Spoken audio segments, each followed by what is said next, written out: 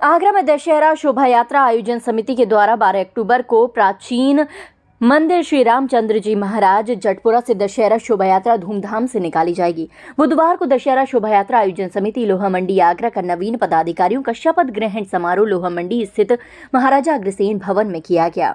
दशहरा शोभा यात्रा के आमंत्रण पत्र एवं स्मारिका का विमोचन कर पदाधिकारियों ने शोभा यात्रा में शामिल होने के लिए आमंत्रित किया।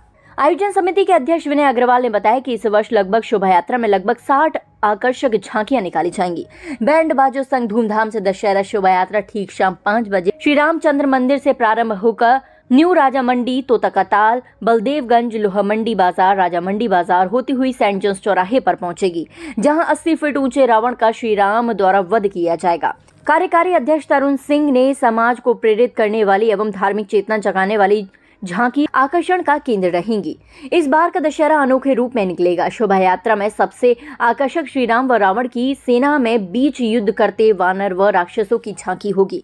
इस अवसर पर मुख्य रूप से उपस्थित संचालन महामंत्री राजपाल यादव, अध्यक्ष विनय अग्रवाल, कार्यकारी अध्यक्ष तरुण सिंह सराफ, महेंद्र खंडेलवाल, राहुल चतुर्वेदी, विक्रांत सिंह कुशवाहा, हेमंत प्रजापति आदि उपस्थित रहे। जैसा कि हम सभी को पता है, उत्तर भारत की सबसे प्राचीन और भव्य जो दशहरा शोभा यात्रा है वो लोहा मंडी मार्ग से जो निकलती है, सेंट जोन्स पे जो रावण ठोकता है वो हमारी मंदिर समिति जटपुरा प्रभु श्री राम जी के मंदिर से विगत कई वर्षों से निकलती आ रही है। लगभग 400-450 वर्ष पुरानी ये यात्रा है, उत्तर भारत की सबसे प्राचीन।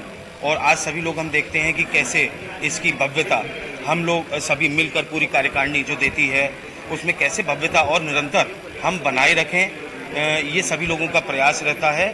और अति प्राचीन शोभा यात्रा को हम एक ऐतिहासिक शोभा यात्रा भी बनाएं तो हर साल निरंतर उसी में प्रयास रहता है। साथ ही साथ अलग अलग क्षेत्रों में प्रचार प्रसार के लिए, धार्मिक भावनाएं जगाने के लिए हम राजगद्दी का आयोजन श्री राम मंदिर से निकलती आ रही है। आज उसी के उपलक्ष्य में एक किताब का विमोचन था और नई कार्यकारिणी का गठन था। तो मैं सभी नई कार्यकारिणी को बहुत बहुत शुभकामनाएं और बधाई देता हूं। और हर वर्ष की भांति जिस तरीके से दशहरा शोभा यात्रा दिन पर दिन रूप इसका निखरता हुआ आ रहा है, इसी तरह इस साल भी दशहरा शोभा यात्रा लगभग 70 से 80 सवारियों के साथ इस रूट पर निकलेगी और बहुत भव्य कार्यक्रम रखा जाएगा। निरंतर ही निश्चित ही इसमें लाखों लोगों के दर्शनों का, राम जी के दर्शनों का लाभ होगा। मैं यही कहना चाहता हूँ, ज़्यादा से ज़्यादा लोग जुड़ें, इस दशहरे को, यात्रा को, शोभा को देखें, क्योंकि इन चीज़ों से ये कहते हैं ना, हमारी परंपराओं को जागृत रहने के एक मौके मिलते हैं, क्योंकि परंपरा इन चीज़ों से जागृत रहती है। मैं उन दानदाताओं का भी बहुत बहुत आभार व्यक्त करता हूँ जिनके कारण ये परंपराएं निरंतर चालू रहती हैं, क्योंकि अगर दानदाता नहीं हो तो ये ऐसी परंपराएं नहीं रहे। तो मैं दानदाताओं को भी बहुत बहुत आभार व्यक्त करता हूँ। जय श्री राम। देखिए, ये दशहरा शोभा यात्रा जो लोहा मंडी जटपुरा मंदिर से निकलती है, श्री रामचंद्र जी महाराज जटपुरा मंदिर से निकलती है और ये लगभग 400 वर्ष पुरानी है।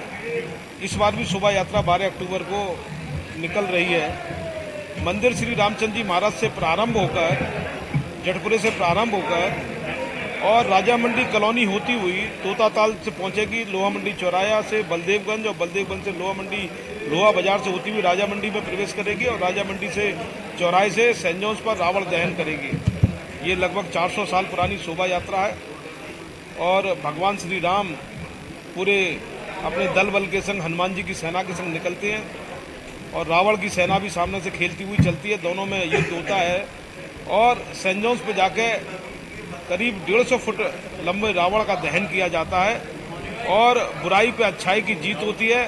यह दशहरा शोभा यात्रा राजा टोडरमल के ज़माने की बताते हैं। हमारे बुजुर्ग बताते चले आए हैं कि यह दशहरा शोभा यात्रा पहले पैदल निकला करती थी, फिर पालकी में निकलना प्रारंभ हुई, फिर कहते हैं कि बैलगाड़ी और रिक्शों पर निकलना प्रारंभ हुई, आधुनिक काल में गाड़ी में निकल रही है।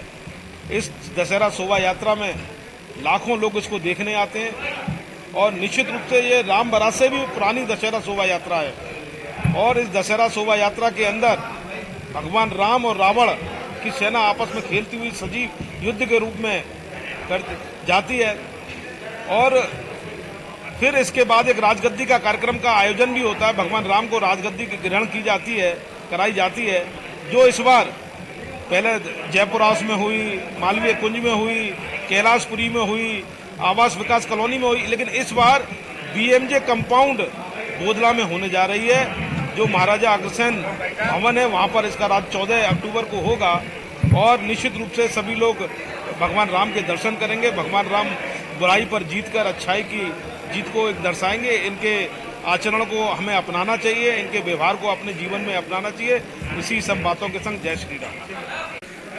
देखिए, नवरात्रों के पावन पर्व चल ही रहा है, उसके साथ साथ इस बार दशहरे का आयोजन हर बार की भांति इस बार भी किया जा रहा है। आनी अनादिकाल से चली आ रही परंपरा को आज की पीढ़ी, हम लोगों जैसी युवा पीढ़ी इस लोग को आगे बढ़ा रही है, आगे बढ़ाने का काम कर रही है। इसी के निमित्त इस बार दशहरा शोभा यात्रा बहुत भव्य निकलने जा रही है। पहले हमारे जो बुजुर्ग लोग बताते थे कि पहले पैदल ही पैदल ले जाते थे, फिर जैसे जैसे लोग आगे बढ़ते गए तो बैलगाड़ियों पे ले जाने लगे। अब वो गाड़ी भव्य गाड़ी की परंपरा चलती आ रही है। इसी के साथ दशहरा शोभा यात्रा 12 तारीख को निकलेगी शाम 7 बजे से राजा मंडी कॉलोनी सेंट जॉन्स पे रावण दहन के पुतले के साथ उसका समापन होता है और उसके बाद उसके दूसरे दिन राजगद्दी, तीसरे दिन राजगद्दी का कार्यक्रम होता है। राजगद्दी के कार्यक्रम को भव्य रूप इस बार जनकपुरी के रूप में भी दिया जा रहा है। जैसे कि जनकपुरी अलग अलग स्थानों पर लग करके पूरे आगरे का मान सम्मान बढ़ाती है, प्रभु श्री राम का आदर लोग करते हैं। इसी के निमित्त इस बार जो जनकपुरी का रूप देने के लिए जो राजगद्दी का कार्यक्रम किया जा रहा है वो इस बार बोधला अग्रसेन महासभा भवन में किया जा रहा है और वहां पर प्रभु श्री राम का राजतिलक होगा। इसी के साथ मतलब पुरस्कार वितरण के साथ इस दशहरा शोभा यात्रा का समापन। आज भी पूर्वजों की प्रथा को नवयुवकों ने जो दशहरा कमेटी पूरी आयोजन समिति को मैं धन्यवाद देना चाहता हूं जिन्होंने इस प्रथा को आज सजल कर रखा है। और आप देखेंगे कि जितनी भी झांकियां वहां से निकलती है वो एक नया संदेश देते हुए निकलती है और ये पूरी शोभा यात्रा सारे मार्गों पे होती हुई सेंट जॉन्स पे समापन होता है इसका। और मैं ये कहना चाहता हूँ कि राम काज कीजिए बिना मोहि कहाँ विश्राम। इसी लक्ष्य के तहत सभी नवयुवक यहाँ पर लगे हुए हैं और हर किसी का भाव जाए जो पैसे दे रहा है या वो दान नहीं दे पा रहा है या तन मन से जो अपना सहयोग कर रहा है वो वहाँ के निवासियों को भी बहुत धन्यवाद देना चाहता हूँ। और इसके बाद जो राजगद्दी का प्रोग्राम होता है जहाँ समापन समारोह होता है मैं उसके लिए भी भाई दीपक जी को बहुत बहुत धन्यवाद देना चाहता हूँ जो उसके प्रभारी बनाए गए हैं। बस इसी लक्ष्य के साथ और इसी के साथ सभी लोगों का भाव अभी से वहाँ पर जुड़ जाता है और 15 दिन से लोग वहाँ पर तैयारी कर लगते हैं। दशहरे वाले दिन आप देखेंगे अलग भव्य रोमांचक वहाँ का नगरी होगी और अभी से सब लोगों के प्रकाशोत्सव, दीपोत्सव, रंगोलियों के उत्सव महिलाओं ने शुरू कर दिए।